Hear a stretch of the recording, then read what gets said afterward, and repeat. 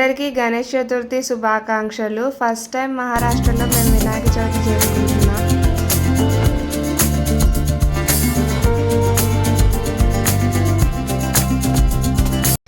ఉదయాన్నే లేచి ఇంట్లో పనంతా అయిపోయాక ఇంకా స్వామికి నైవేద్యాలు చేద్దామని కిచెన్లోకి వచ్చి భక్ష్యాలు చేద్దామని ప్రిపేర్ అయ్యి దానికి రెడీ చేసుకున్నాను. మొత్తము ఫ్యామిలీతో ఉంటే హ్యాపీగా అందరూ ఇంట్లో చక్కగా చేసుకోవచ్చు. ఇంకా దూరంగా ఉన్నాం కాబట్టి మేము మాత్రమే చేసుకోవాల్సి వస్తుంది.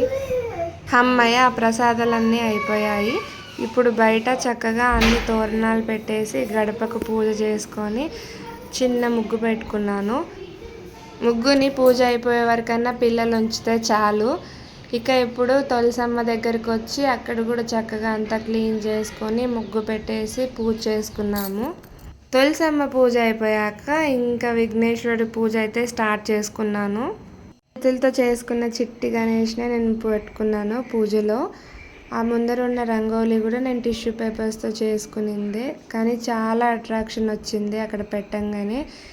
మన సొంతంగా మనం తయారు చేసుకొని పూజ చేసుకుంటే ఎంతో మనశ్శాంతి ఉంటుంది. పూజ అవ్వగానే క్వార్టర్లో అందరు కలిసి ఇంకొక వినాయకుడిని అయితే స్థాపించుకున్నాము.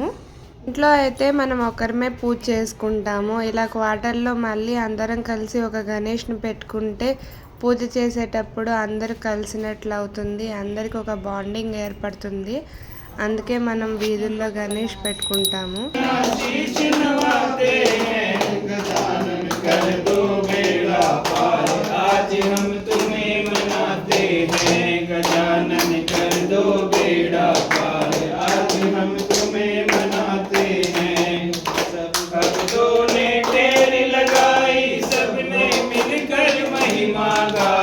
सब भक्तों ने टेर लगाई, सबने मिलकर महिमा गाई।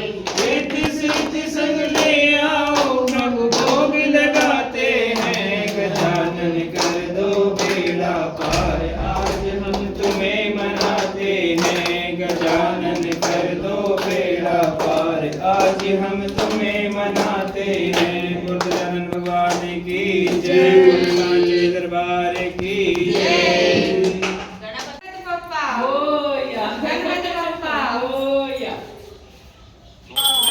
ఇంట్లో పూజ చేసిన తర్వాత మళ్ళీ నా చిట్టి వినాయకుడిని తీసుకొచ్చి ఈ వినాయకుడి దగ్గర పెట్టేశాను.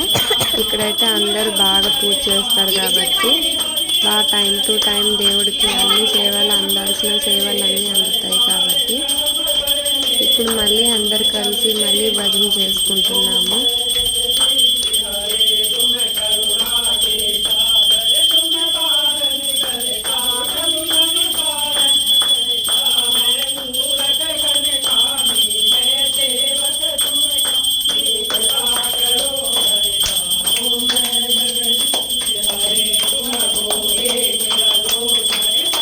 లో పూజ అయిపోయాక ఇప్పుడు బయటికి వెళ్ళి వేరే గణేష్లను చూద్దామని బయలుదేరాము.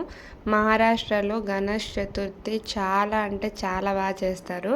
గణేష్ని తీసుకురావడానికి ఇంత సందడి చేస్తుంటే ఇంకా నిమజ్జనం టైంలో అయితే మామూలుగా ఉండదు. ఇక్కడ ఎంజాయ్మెంట్ తెలుగువారు ఉంటారు. సో ఇక్కడ అన్ని తెలుగు సాంగ్స్ ప్లే చేస్తుంటే నాకు చాలా బాగా అనిపించింది.